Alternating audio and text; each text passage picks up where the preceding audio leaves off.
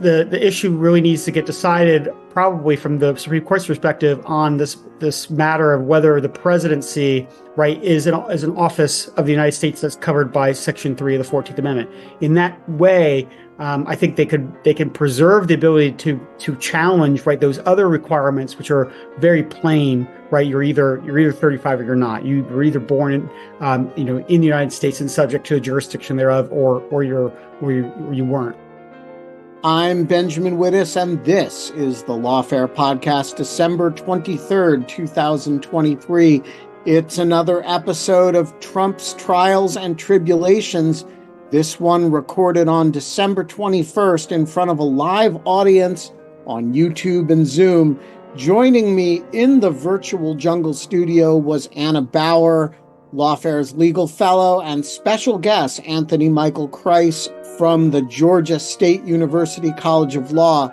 We talked about the 11th Circuit's denial of Mark Meadows' removal request in Fulton County. We talked about why the order may have worrisome secondary effects. And of course, we talked about that decision from the Colorado Supreme Court blocking Trump from the 2024 Republican primary ballot.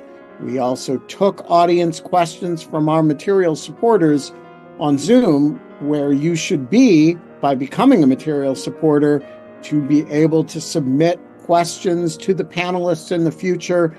Become a material supporter at lawfaremedia.org/support. It's the Lawfare Podcast, Trump Trials and Tribulations, December 23rd, removal, not to federal court, but from the Colorado ballot. So we're going to talk about Mark Meadows at the 11th Circuit. We're going to talk about all kinds of fun Georgia stuff. But I want to start at the U.S. Supreme Court, where we had a flurry of briefing over the last few days on the question of whether the court should grant cert before judgment in the immunity matter that is on appeal from Judge Chutkan. Anna, bring us up to speed about what has happened. Right. So if people recall, Judge Chutkan rejected Trump's arguments that he is shielded from prosecution under a kind of novel theory of presidential immunity, trying to extend the immunity that has been recognized in the civil context to a criminal context. And Trump then appealed to the DC Circuit Court of Appeals. And Jack Smith, in an effort to kind of preserve this March trial date that has been set by Judge Chutkan in the January 6th federal case, decided to step in and go ahead and ask the Supreme Court to hear the matter, before even the DC Circuit Court of Appeals decides it.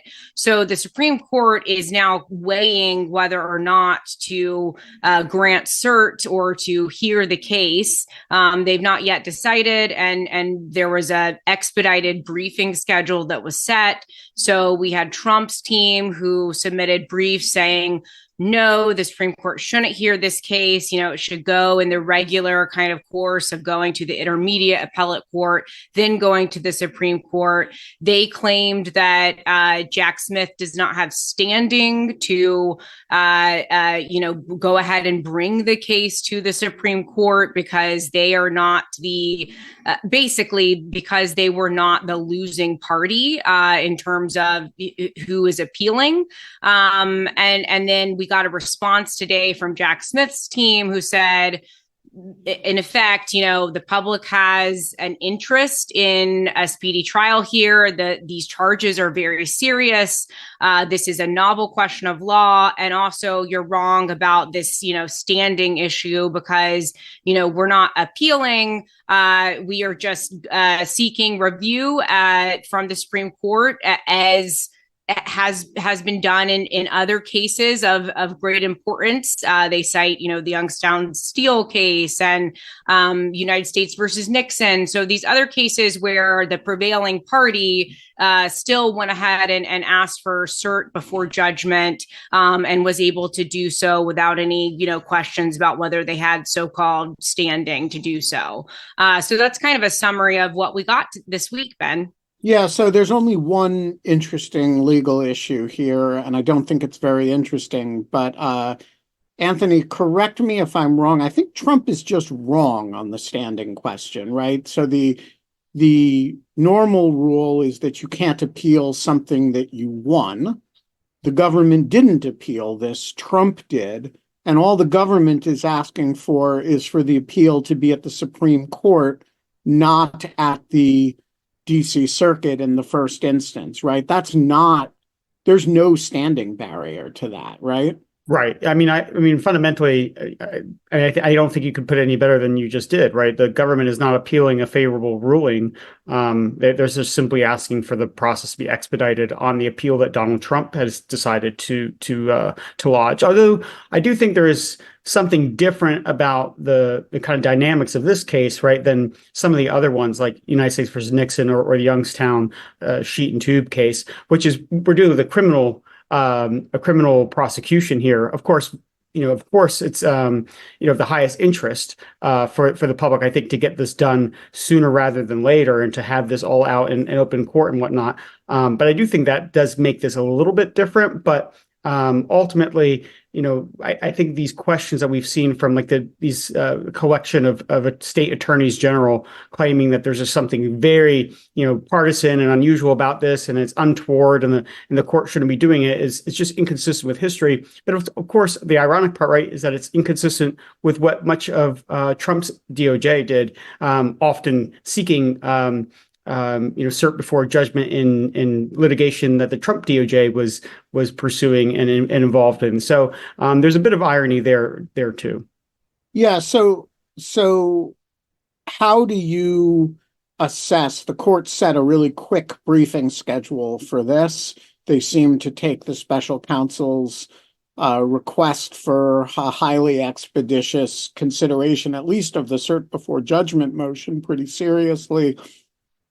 What do you expect to see from the Supreme Court, not on the merits, but on the, do you expect them quickly to grant cert before judgment, quickly to reject it, or slowly to do one of those two things? What would surprise you and what would not surprise you here? Well, I'm not really, I'm really hesitant to say what would surprise me or would not surprise me, in large part because there is so much going on here. And in this case, I think we need to think about this in the broader universe of cases that are before the court now, right? Which is the court will have to deal with, right, one of these main statutory interpretation issues in all the January 6th prosecutions about, right, what it means to corruptly interrupt, right, a government government function. At the same time, we have the Mark Meadows appeal probably coming from the 11th Circuit. There's the immunity question. There's the Colorado Supreme Court disqualification issue, which will probably be appealed very quickly to the Supreme Court. And I, when we've got four really major questions that speak to the heart of our democracy and the meaning of democracy and the rule of law and our constitutional order all coming to the court at the same time, I often think about a very famous quote from a Supreme Court justice in the mid 1950s who apparently or allegedly responded to why won't the court in the immediate aftermath of Brown versus Board of Education and desegregating public schools take up anti-miscegenation statutes? And he responded, well, one bombshell at a time is enough. Right? The court is a political institution. It's a political organ. It's dealing with highly salient issues in a political environment. And I think they're going to be thinking about how to handle all of these cases potentially at once, or at least they'll be considering how to manage all of these things. So maybe it's maybe they'll see it to their advantage to take it up quickly and at least get rid of one of these major issues out from under them in short order, and maybe they'll slow walk it. And maybe I was always of the belief that they would just let the DC Circuit rule against Trump and then just leave it at that, and then just deny cert and walk away, and that was the easiest way to avoid this. But Jack Smith is certainly not, is not letting them really avoid it now. What are you expecting, Anna? What would surprise you and not surprise you? I certainly think that the court is going to. I wouldn't be surprised if the court takes it before judgment and decides the question. I also would be very surprised if the court doesn't, to some extent, agree with Judge Chutkan and ultimately, or rather that it may be that the court decides, there is some universe in which there is absolute immunity or some type of immunity from criminal prosecution for a former president who committed allegedly committed criminal acts in the scope of their office. But I also think that they will ultimately decide that kind of doesn't matter here, and that in any case, these are not the facts in which they would decide that immunity doctrine applies. I think that was total word salad what I just said, but hopefully it made sense. But I think that is ultimately kind of maybe what the outcome is here. I also think that, and we'll get to this, but it is telling to me that the 11th Circuit opinion that it just came out in the context of the Mark Meadows removal litigation, written by Chief Judge Pryor, a very conservative judge of the 11th Circuit, dealt with this kind of similar question of, obviously not in the absolute immunity context, but still had to decide whether some of these actions were within the scope of office, and they ultimately decided that it was not. And so I think that is maybe a signal of what the Supreme Court could decide with respect to Trump, and whether, if there is a doctrine of immunity that applies, the question of whether he's acting within the outer perimeter of the scope of his office as president. And again, I think we'll get to that conversation in a minute.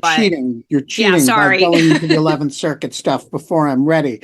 All right. I'm going to give you the answer on the cert before judgment. It will be granted tomorrow. That's the answer. The Supreme Court, I'm not sure what the vote on the merits is going to be, but everybody's going to agree to do this quickly, and we're going to have cert before judgment before the day is closed tomorrow. That's my prediction, and you can hold me to it. All right, let's talk about that 11th Circuit ruling, because in the spirit of proving Ben wrong about everything, which you should keep in mind when assessing that cert before judgment prediction.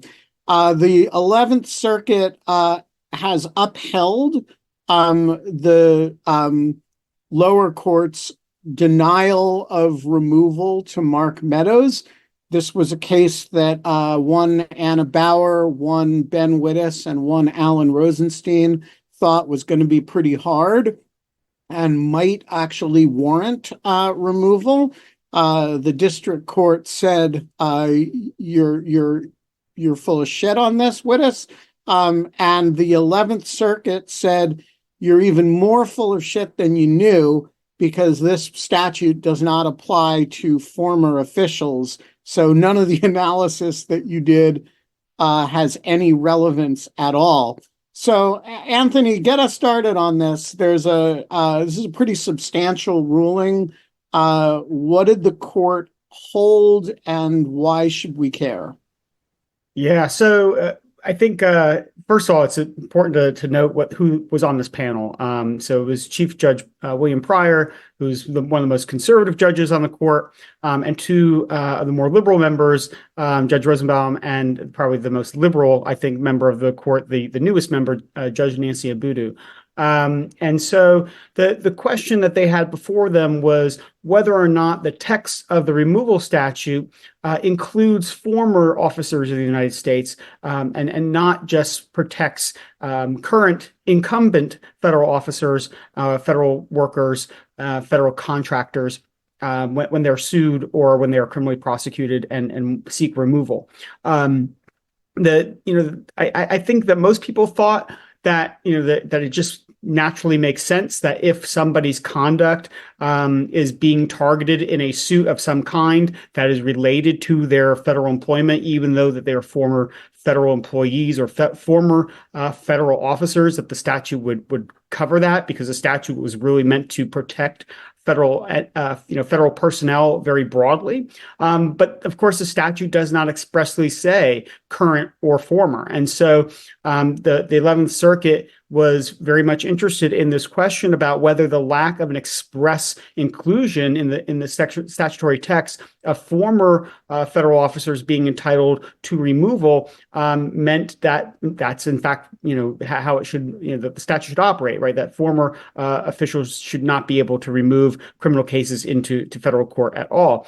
I think the court was very straightforward about this point. They, Judge Pryor in oral arguments, I think was pretty transparent that he just thought that the text said what the text said, and that the lack of an express requirement or an express inclusiveness of former officials just meant that they're out. I think that the liberal judges, and this came out in a concurring opinion, were a little bit more concerned about the amount of harassment that might come about if former federal officials could be prosecuted and brought into state court and tried in state court for crimes related to their federal service, primarily if that prosecution was just motivated by a policy difference. And so they definitely expressed some issues and some hesitancy there and thought that Congress should amend it. But I think ultimately the other important part of this is that despite the fact that the 11th Circuit said former officials cannot seek removal of their criminal cases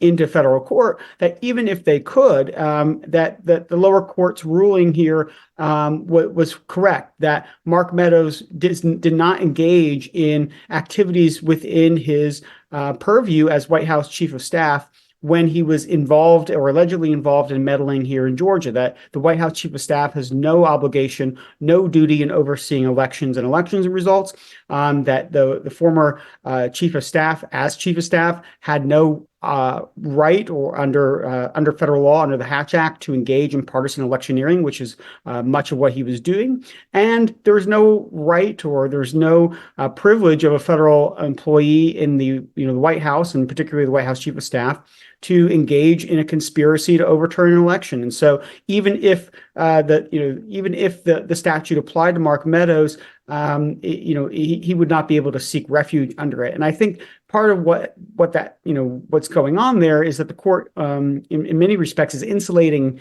itself potentially from Supreme Court review to decide, particularly, right, whether the former officials get covered. Because I think that would be a question very ripe for cert. Although I think this case is probably not a good vehicle for deciding that ultimately. And the court's explanation of how it would not apply to Mark Meadows, even if their statutory interpretation ruling was wrong, I think is kind of a way to deter the court from seeing this as a good vehicle for that question. Anna, before I launch into my anxieties about this decision, your thoughts on it? I mean, Ben, I think that you and I probably agree that the holding, the part of the opinion that requires a holding that the statute does not apply to former federal officials, I think just cannot be right and is not right. I think it frustrates the purpose of the statute. if I were on the 11th Circuit, which I'm very much am not and will never be, I would not, join in that opinion in terms of as far as that part of the opinion goes. But I certainly think that the alternative grounds that they laid out, I mean, Ben, I think that we, as you said, we have said before that Mark Meadows had the strongest case out of any of the Fulton County defendants for removal. But I ultimately think that they came down on the right side of whether or not he should be able to remove, probably, in my view. But I am really interested to see if he decides to appeal. It's, as far as I'm aware, as of, right before recording this, there has been no notice of appeal yet. I wonder if Meadows is considering, what it would mean if he did appeal to the Supreme Court, if they did grant cert and actually decide the case on the merits. And then ultimately make a decision on that second part, which is whether he was acting within the scope of his official duties. That could affect his defense, but substantive defenses that he intends to raise later on down the line, whether or not it's in federal court or before Judge McAfee in state court. So I think that he has a decision to make here about the risks of potentially trying to appeal. And so we'll see. But I really don't think that the part of the judgment that is about former federal officers being able to remove, I just don't think that's right. But what do you think, Ben? Well, so let's start with what I think is the easy part. The part about not applying to former officials is just not right. It's crazy because it's kind of textualism run amok. It's a bunch of, pardon me. I mean, Judge Pryor is a smart guy, but he looked at this and said, wow, the statute's in the present tense. He's not an official, therefore it can't apply. And if you take that logic seriously, then the state of Texas can indict Joe Biden the day that he leaves office for facilitating abortions, under their nutty law. And Joe Biden, former president of the United States, cannot remove that to federal court on grounds that, he was acting in his commander-in-chief authority and, providing health care to U.S. service personnel. That's the import of that opinion. It simply cannot be right. Now, it may be that it's, that it's a kind of, read the law strictly, though the heavens may fall kind of thing. But I think we shouldn't,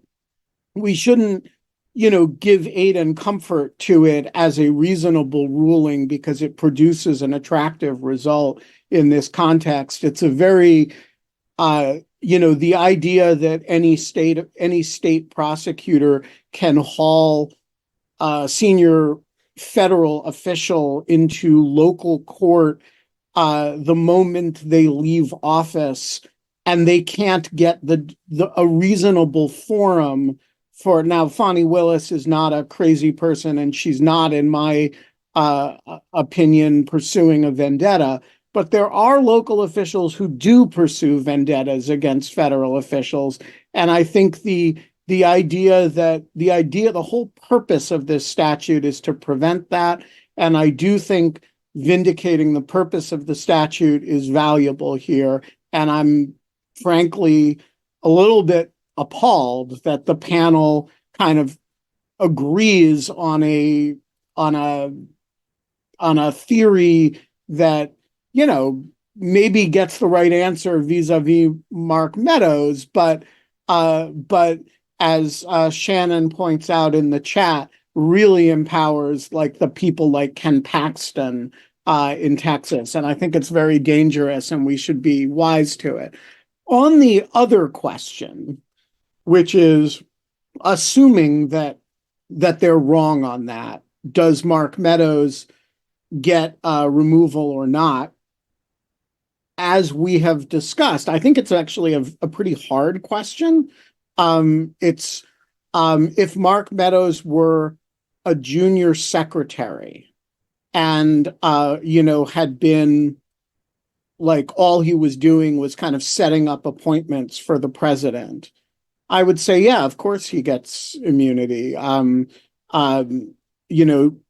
arm of the president and nothing more. And the fact that those were personal appointments or in his capacity as a candidate, I wouldn't hold a secretary to that. Now, constitutionally, it's pretty hard to argue that Mark Meadows is differently situated from, say, Rosemary Woods. But we all kind of feel like he is, because he's a grown-up and he's a former member of Congress and he's a big shot in his own right. And so I don't know what the right answer to this question is, but I'm sure that this theory is not it. And I do worry about the danger, too, among other things, Biden administration officials. The message, it seems to me, that the 11th Circuit has sent is don't resign. If you fear state officials, stay in office. I don't know. Am I overdoing it, Anthony? No, I don't. I don't think so. So there was a decision on a case called Pate that came down back in October that had a kind of similar flavor of question about prosecutions related to the service of former federal officials. Basically, this guy was harassing former federal officials by filing these false liens, and there was a question of whether, on account of their service, which is the term of the statute, meant former federal officials, or it only meant current ones. And the court, in a very similar, very stringent, overly stringent form of textualism, said, well, no, former officials don't count. Like, it has to be a current situation.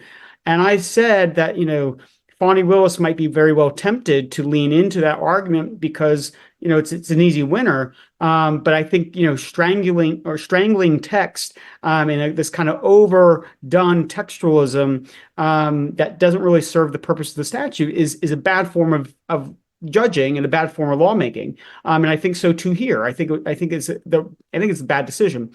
But I also think, right, that ultimately too, I'm not sure. It depends on, maybe I'm wrong, but I'm not entirely certain how much the venue would weigh on a state prosecutor, right? Because it's not, of course, it's not immunity from a prosecution. It's just providing a more neutral venue for the prosecution. And let me just explain that for people who don't have an intuitive understanding of that.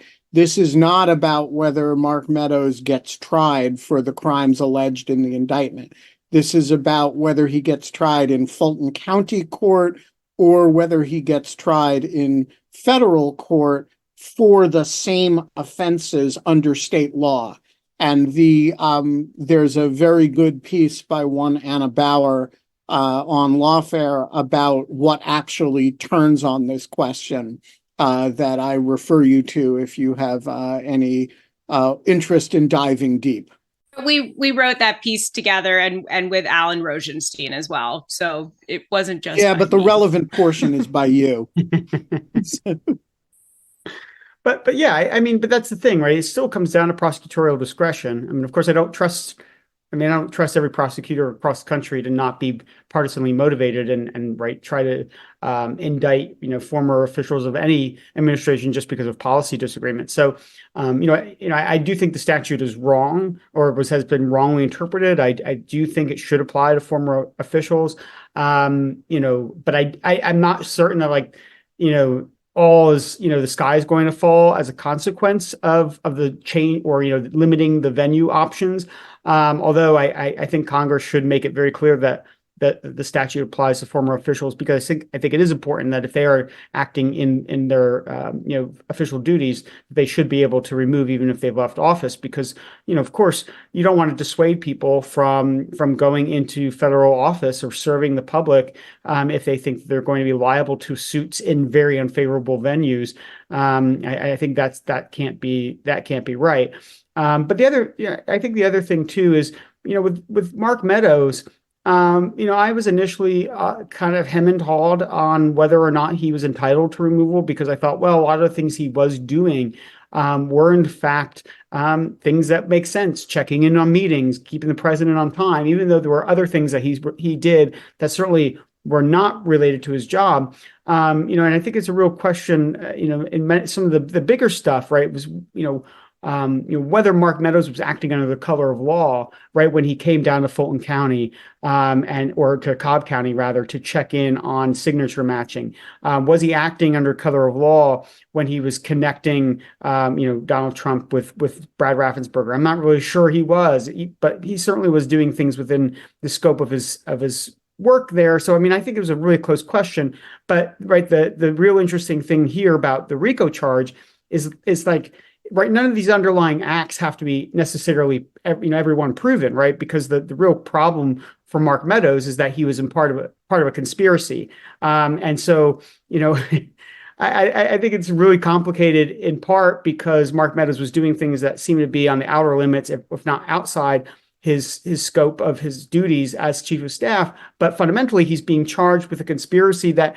clearly would never be within the scope of his duties. So I think it's just really complex, and it's messy, again, in large part of just by virtue of not only what's being alleged in terms of these kind of important data points of conduct, but fundamentally he's being charged with this conspiracy-based charge, which I think kind of just makes it a lot messier of a situation than it would be for many other cases. So a reminder to everybody that unlike some other defendants in this case, Mark Meadows is represented by a highly professional counsel, George Terwilliger, who's a former deputy attorney general. Bob Bittman, I believe, is on that team. It's a very strong team at McGuire Woods, and actually their briefs are a pleasure to read and don't have any of the zaniness of some of the other stuff that you get in some of the Fulton County cases. I'm curious what you guys think their next move is. One thing, I don't see why there's a reason why they shouldn't ask for cert, right?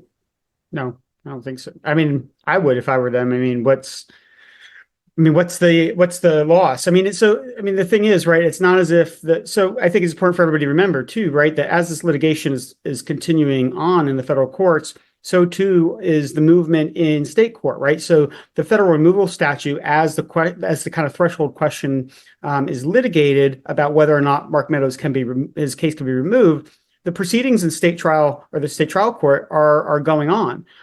So I don't see any big difference in terms of what's going on in state court. So you might as well give it a shot, full well knowing that you're going to have to continue to litigate in state court anyway. So it's not as if he has a really big decision about, right, whether to kind of take something off pause in Fulton County Court and change strategies. I think you might as well try it and then just kind of focus on the nuts and bolts of the motions practice in state court.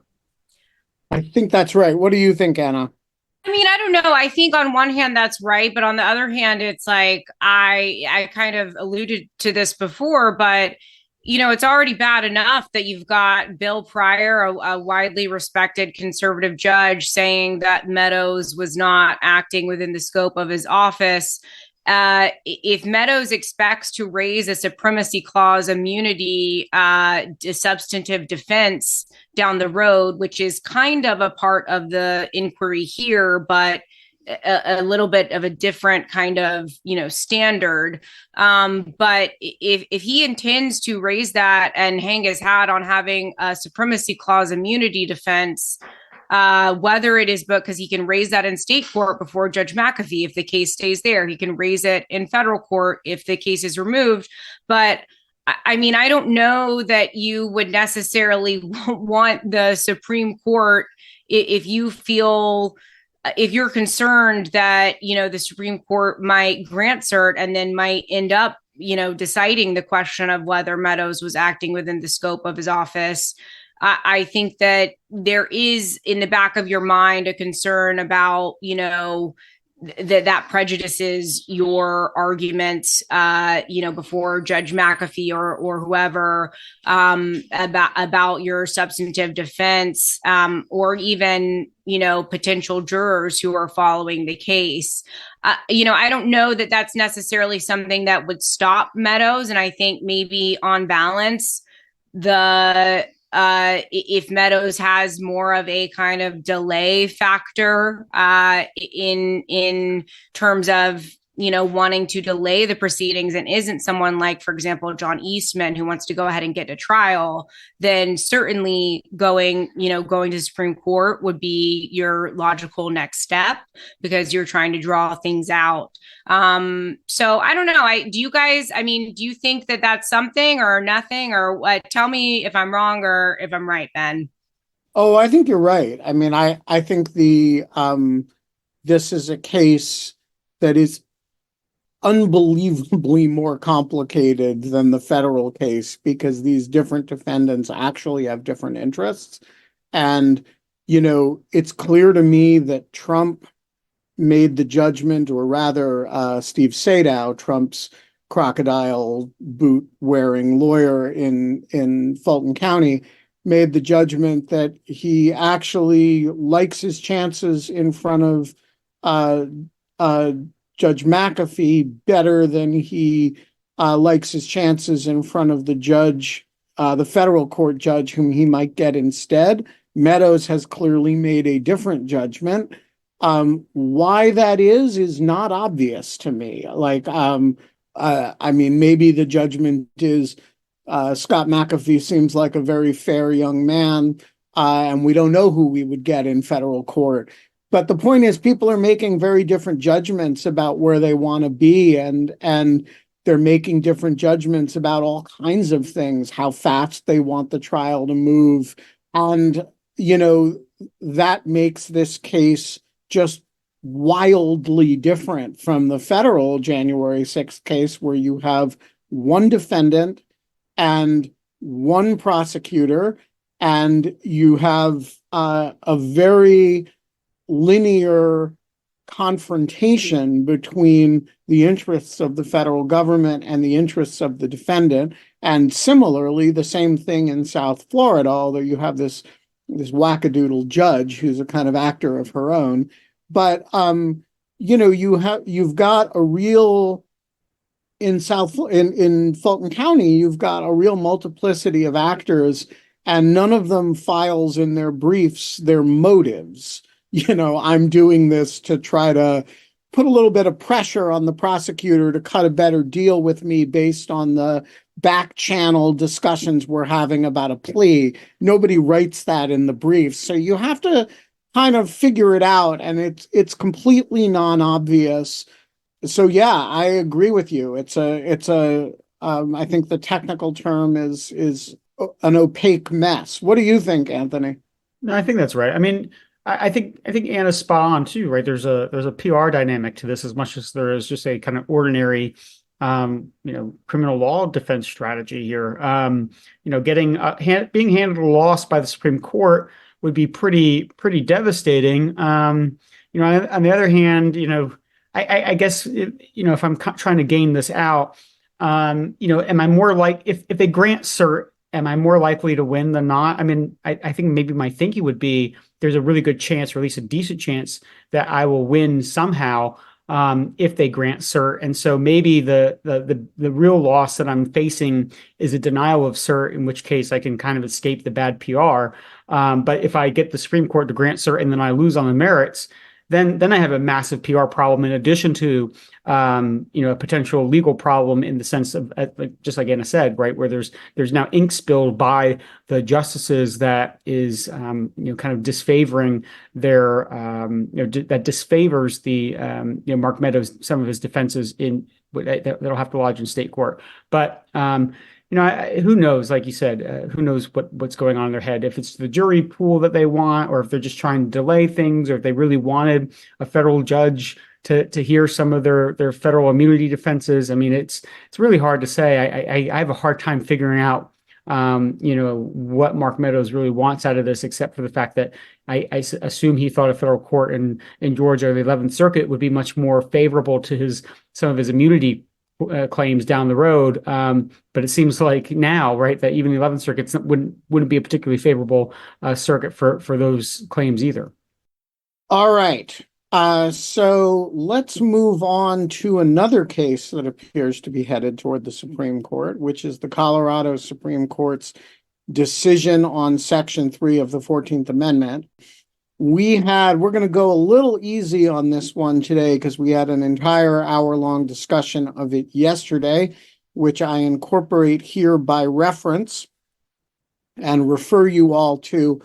But we've got a different group of people here, so we may as well chat about it a little. Anna, give us a sense of where we are with that for those who missed yesterday and for whom Section 3 of the 14th Amendment sounds like, Greek. Right. So this is a case that is a Colorado case.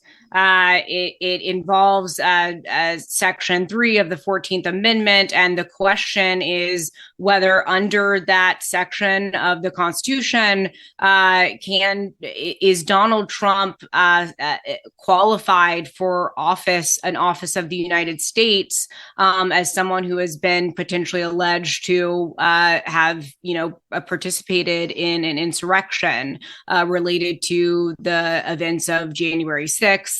The trial court judge in Colorado ultimately decided that Donald Trump did incite insurrection or participate in insurrection, but that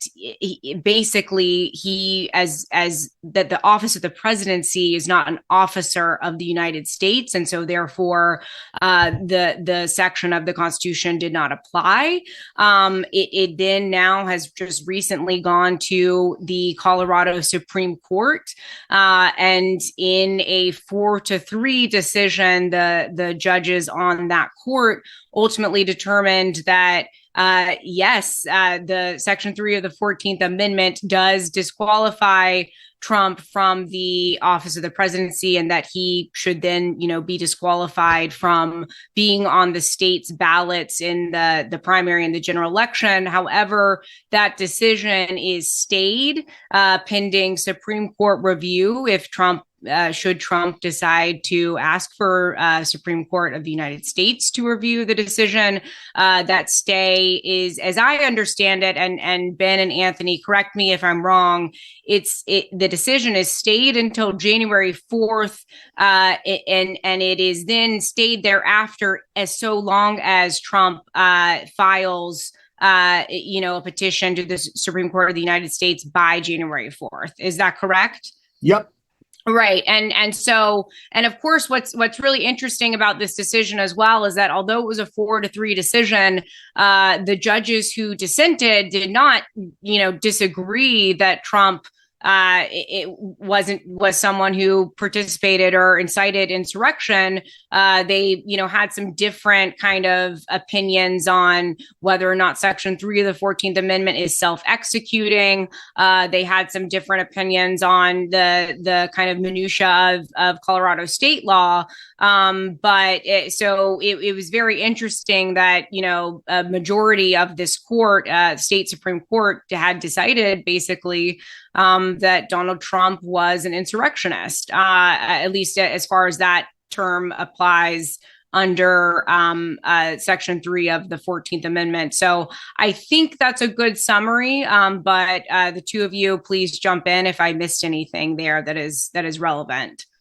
So the one thing I do think that's interesting is I have had this brief inclination of maybe Donald Trump won't actually appeal this decision, because the likelihood of Donald Trump winning Colorado, in the general election in particular, is nil. And now to strike him from the primary ballot, he can play the victim card, and he can also force the other contenders in the Republican primary to make a decision about whether they will contest the primary in Colorado. And so, not only can he play into the victimhood the victimhood narrative that he likes to play, but he can use it to pit himself, or to pit his the other Republican contenders in the primary race to kind of fight this out with him or against him. And I think that could be probably very valuable. I think we would be in a very different scenario, right? If someone in Georgia litigated this in the Georgia Supreme Court, right, said no, Donald Trump is ineligible to be listed on the Georgia ballot. So that I think there might be some political incentive to let this rest, and then just from his perspective, hope no truly competitive state would or even more states for that matter would go down that route. So it seems to me that has certain dangers, because like the Minnesota Supreme Court kicked it down the road, but it didn't rule on the merits of it. And if you let this go back to the Minnesota Supreme Court with with the Colorado court as precedent, admittedly not a binding precedent, but not a repudiated one either, maybe you end up in a crisis in the spring when Trump is clearly the nominee, and all of a sudden the Minnesota Supreme Court says, gosh, I guess the issue's ripe now, and boy, our sister court in Colorado says, he's disqualified, and we follow that, and then you have a much tighter time frame for adjudication. And by the way, the consequences if you lose are really dire. Well, I mean, here's the thing. You and I care about, and Anna, we care about, stability and in the law, and stability in our political order. And right, those are things that most people value. Donald Trump thrives in chaos. So I'm not really certain that, the timing would matter to him, because I think ultimately from his perspective, right, if you're likely to win at the Supreme Court, then you roll the dice and see what the Minnesota Supreme Court does. And then you force the United States Supreme Court's hand, in the middle of summer, and maybe eke out a legal victory in, we'll say, June, right, in kind of an emergency scenario. That might be otherwise very grim few months of legal news for Donald Trump because of the various proceedings that'll be going on, right? So there might be some virtue from his perspective of getting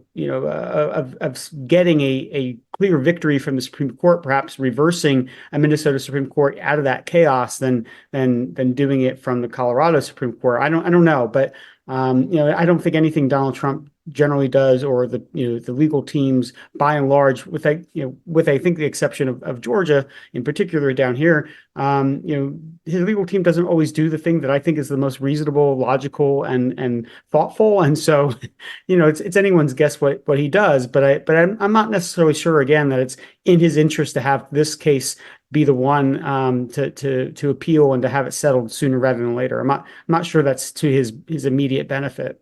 Do either of you know if there has been a litigation on Trump's ballot access in any of the battleground states?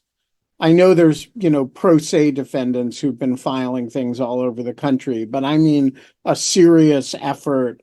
I assume they picked Colorado because the state law, and Minnesota because the state law claims were favorable. But eventually this thing only matters if it stands to get Trump struck in states that he could actually win. Do we have any sense of whether there's been any serious effort in those states? I don't have a sense, but I will check the Lawfare Section 3 litigation tracker, which might give me a better sense of whether there is, which is Ben. Maybe this is a good time to let everyone know where they can find that litigation Yes, there tracker. is a Lawfare Section 3 litigation tracker, which has been discovered by the mainstream media, by the way, and has recently been discussed by Jill Lepore on the Political Scene, the New Yorker podcast, and it's been featured in New York Times articles. So everybody's talking about the litigation tracker. So yeah, I mean, I think the really interesting question, if Anthony is right, is that maybe it's not in Trump's interest to appeal from Colorado. What are the next states that the crew folks or the Free Speech for the People folks are likely to target that would force an appeal? All right. We are getting ready to go to the Q&A, to audience questions. We're going to start with Josh, who wants me to read his question. Will the DC Circuit panel holding that Trump is not immune from civil suit for his actions on January 6th have any bearing on the Supreme Court's deliberation if they decide not to wait for the DC Circuit on the question of his immunity from criminal prosecution? So I will give an initial thought on this, and then if either of the two of you have additional thoughts, please jump in. So first of all, as a formal matter, the DC Circuit can never bind the Supreme Court. It can merely influence the Supreme Court by the force of its reasoning. In this case, there is some reason to expect that might happen, and that is that that at least two of the judges who are on this opinion, Chief Judge Srinivasan and Greg Katsas, are among the most respected judges of their political persuasions around. And the fact that they and Judge Brown are kind of all on the same page about this, I think does carry a certain moral weight. The bigger issue, in my view, is that the difference between a criminal case and a civil case is enormous. And the threshold issue for the Supreme Court is going to be, does anything in the civil realm affect our judgment of what immunity looks like, if it exists at all, in the criminal realm? And I suspect those are a kind of neither fish nor fowl. You can have very, very broad immunity in the civil realm and none in the criminal realm. And I think that's a deeper concern going to be than the Supreme Court's respect for this panel decision. But look, if any panel decision is going to influence the way the Supreme Court did, the fact that the DC Circuit took a year and basically came to a unanimous, very cross-ideological view of this is, that potentially carries some weight. I'm curious if either of you disagree with that. I see heads shaking. Nathan writes, a question for Anna. Is it fair to assume you're working on a potential podcast interview with Fulton County DA Fani Willis? And what are some of the questions you would ask her? We're hitting a sore spot here, but Anna, express this is, airing of grievances here. Nathan, we are working on it. We have worked on it. We are trying to convince Fani Willis to come on our podcast. So Jeff DeSantis, if you are listening to this, email me back. No, we would absolutely love to have the district attorney on our podcast. It hasn't been something that has worked out so far, but we're hopeful that in the future she will join us at some point.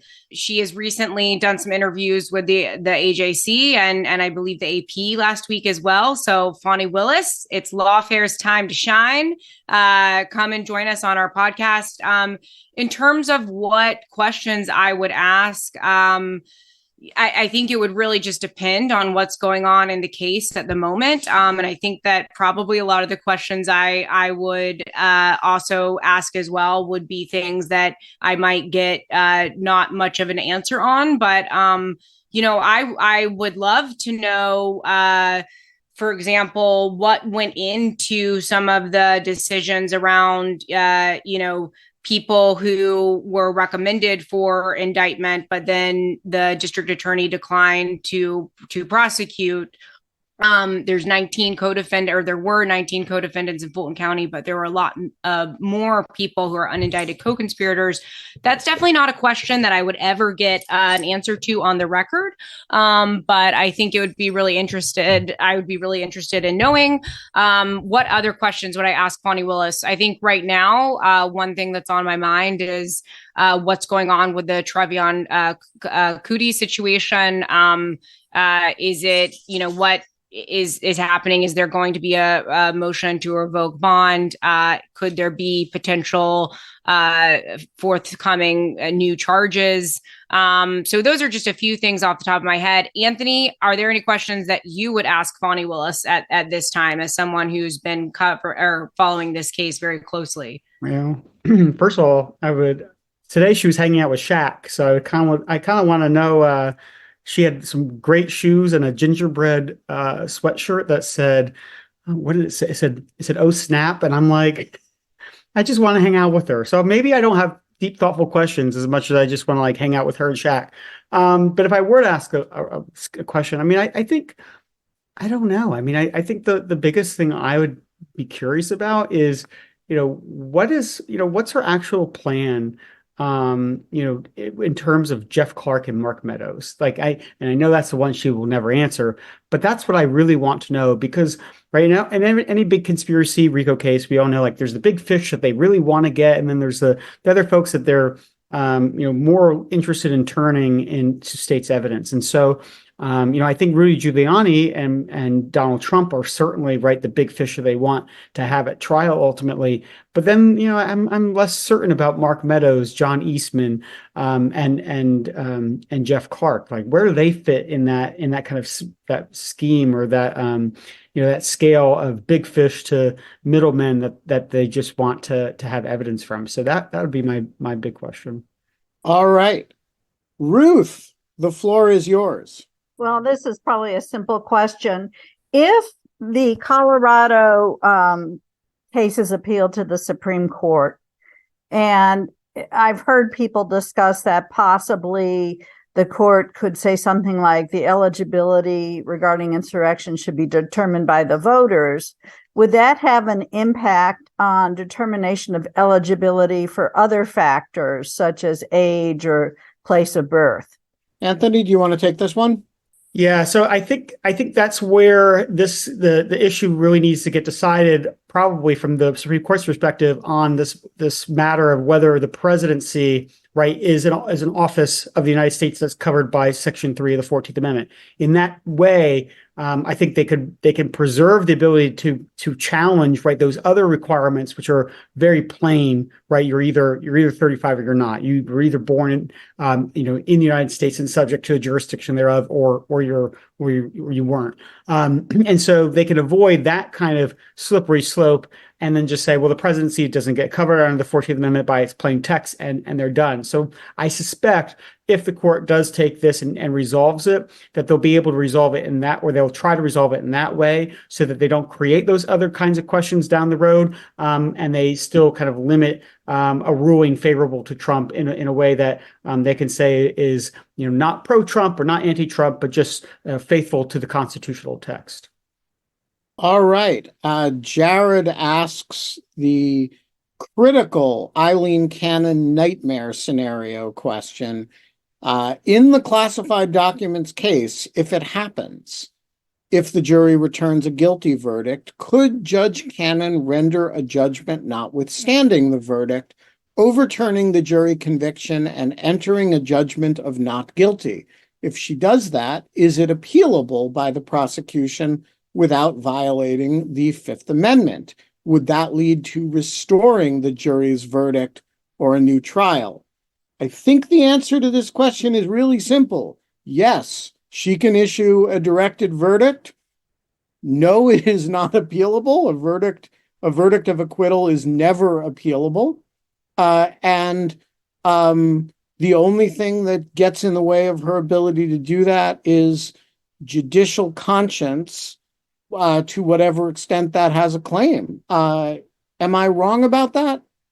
These are moments where I'm glad I don't teach crim law, because I can just say, I have no idea. I believe that this is a classic double jeopardy question, and there is nothing that prevents that except the ridicule of public opinion. But if somebody who knows more crim pro than I do thinks otherwise, I would be interested to know. Yeah, this is where I wish that I took crim pro adjudication, not just crim pro investigations. But so my only question been on what you just said is, because I think the question was, if the jury returns a verdict, can she then enter a directed verdict, notwithstanding that? You move for a directed verdict before the jury renders its own verdict. So I mean, I just procedurally, I'm not really sure if you can, if it would work where, a jury actually returns a verdict and then Judge Cannon says, oh, sorry, I'm gonna, Right. But I think, again, I'm talking out of my ass here, but I think the answer is a judgment notwithstanding the verdict is a judgment of acquittal. And once you have been acquitted, first of all, an acquittal is not appealable. An acquittal on the evidence is not appealable. And secondly, once you've been acquitted, you can't be tried again. That's the essence of double jeopardy. And yeah, so I think that's right. I think the answer is, if Judge Cannon wants to flagrantly violate her oath, there's nothing that actually prevents her from doing that. The problem with it, and the reason that we don't spend all of our time fretting about this possibility, is that you would actually have to justify that. You'd have to kind of write an opinion that says the prosecution presented X evidence and Y evidence and Z evidence, and I find that no reasonable jury could find that this satisfies the elements of the offense. And presumably the nature of the case the government is going to present is going to make an opinion like that extremely difficult to write. But look, there are a lot of Southern white people who didn't go to prison because jurors or judges did things like that. So it's, not, during the civil rights era. So it's not I don't want to pretend it's, that kind of, it's not jury nullification, it's judicial nullification, granting motions that are completely unmerited, but that aren't appealable. Okay, so now John Hawkinson is telling me that Federal Rule of Criminal Procedure 29D3 says that an appellate court can reverse the judgment of acquittal, and the trial court must proceed with the new trial unless the appellate court orders otherwise. So maybe I'm full of shit on this. How about this? I'm going to look into it and figure it out for next week, and I will report back. We won't be here next week, but we will figure it out. Well, after maybe the week year. after. Yeah. Maybe we won't be here next week. All right. Jeff asks, will the very real possibility Trump may be convicted in the January 6th case affect how the Supreme Court decides the 14th Amendment disqualification issue? I don't know the answer to that. Do either of you? You got us stumped on that one. remember there are 9 justices. They can be affected by very different things. Which of them look forward to things that might happen is a tricky business. None of them will admit that, but it's not crazy. All right, Josh asks, if Meadows wants delay, wouldn't asking for en banc review before asking for cert provide more delay? Anthony? No. And here's the quick answer why. So right, the part of the decision from the 11th Circuit rested on that decision that I talked about called Pate, which had to deal with a different statute with a former federal official. That decision was heard by the 11th Circuit en banc.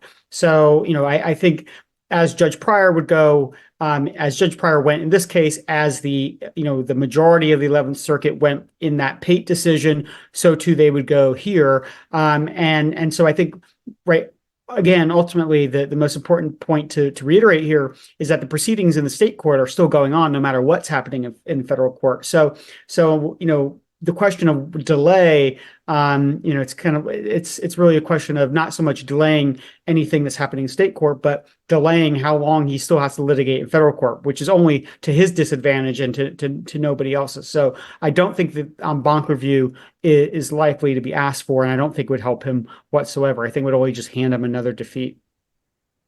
All right, last question. This one has an easy answer, fortunately, unlike those directed verdict questions. If the Colorado ruling stands and isn't appealed or isn't heard by the SCOTUS, and if Trump wins the election, what happens? Is he not the president of Colorado? All right. So the answer to that question is simple. You don't, sometimes people have been elected without even appearing on the ballots in certain states. The Electoral College is a national institution, and it elects the president of the country, not the president of any individual state. And so, I don't think John Breckinridge appeared on the ballot in every country, in every state in the country in 1860. He was a regional candidate. He got regional support. But Abraham Lincoln was the president. I don't think Abraham Lincoln probably appeared on the ballot in South Carolina either, but he was the president of the country anyway. Anybody have any? So in other words, if Trump wins, he gets to be president of Colorado, even if he's in prison and Colorado didn't have him on the ballot. Although I think what you would see is the first executive order that he issues would be challenged, and whoever had an adverse, interest there would just say this executive order is not valid because Donald Trump is not validly president of the United States. So I think the litigation would pop up again. I don't think it'd be successful at that point, right? But I think you'd see people still pushing that question, even though he would in fact be president of everybody or over everybody. Yeah. Anna, you get the last word today. Well, I mean, I think I agree with Anthony, but I actually have a different question that I want to ask before we leave. That's a question for the panelists. Can I do All that? Right. Okay. So we talked earlier about Mark Meadows and the opinion by the 11th Circuit. Something that we didn't talk much about, but Anthony just referenced, was Judge Rosenbaum's concurring opinion, which was quite interesting because although she agreed with Judge Pryor in his, kind of majority opinion or the opinion for the court, she wrote separately to express her concern about the idea that former federal officers could not remove under 28 USC 1442, the removal statute. And it was a very interesting concurrence because she kind of said, I have this nightmare scenario in my head in which someone leaves office. And Ben, as you kind of referenced, it would be a situation where as soon as someone leaves office, they're indicted by, a very aggressive state prosecutor who wants to, prosecute the enforcement of unpopular federal law. And so she kind of implores Congress in this opinion to change the law. What do you two think the appetite for that kind of legislative reform would be within, the current Congress that we have? And if there was some kind of reform, I mean, I think the answer to this is maybe no, because typically laws are prospective rather than, retroactive and that kind of thing. And it would depend on how the law is drafted. But could we have a situation in which any change to this law would affect what's going on, with these removal cases and the criminal cases, and whether someone like Mark Meadows might have an argument that, oh well, now I can remove, that kind of thing? I think the answer is probably no appetite to touch it right now because it's probably too charged, and certainly I think anything that would be put in there would have an express exclusion for Mark Meadows in order for Democrats to support it. But the one quick thing I'll say is I'm very sympathetic to that concurring opinion and what Judge Rosenbaum and Judge Abudu signed on to in terms of asking Congress or encouraging Congress to fix it. But I do think that the removal statute needs like wholesale reform. Like tweaking it just to bring in former federal officials is probably not the answer, because I think it's just kind of very cumbersome and doesn't make a lot of sense as some of the doctrine that has been applied by essentially requiring people to put their case on before they get removed. And I think that it's going to require a lot of thoughtful, deliberation in order to get it right and to fix it. But I don't think we'll see any fixes anytime soon. Thank you all for joining us. Thanks to Anthony, our special guest. Come back and join us again. Thanks to you all, and to Anna Bauer from the encyclopedia room of her palatial mansion. And we will see you. We will be off next week, but we will see you the following week. The Lawfare podcast is produced in cooperation with the Brookings Institution, and this time it is produced in cooperation with Anna Hickey of Lawfare, who was our stellar audio engineer. Hey folks, you can ask questions on Lawfare, Trump Trials and Tribulations. You can do it by becoming a material supporter of Lawfare. I know you want to.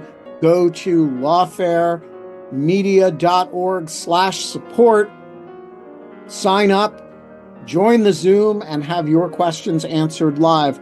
The Lawfare podcast is edited by the one, the only Jen Patja Howell. Our music is performed by Sophia Yan, who texted me the other day telling me she's coming to Washington to visit family, so I'm going to see her on Sunday. Very excited about it. And as always, thanks for listening.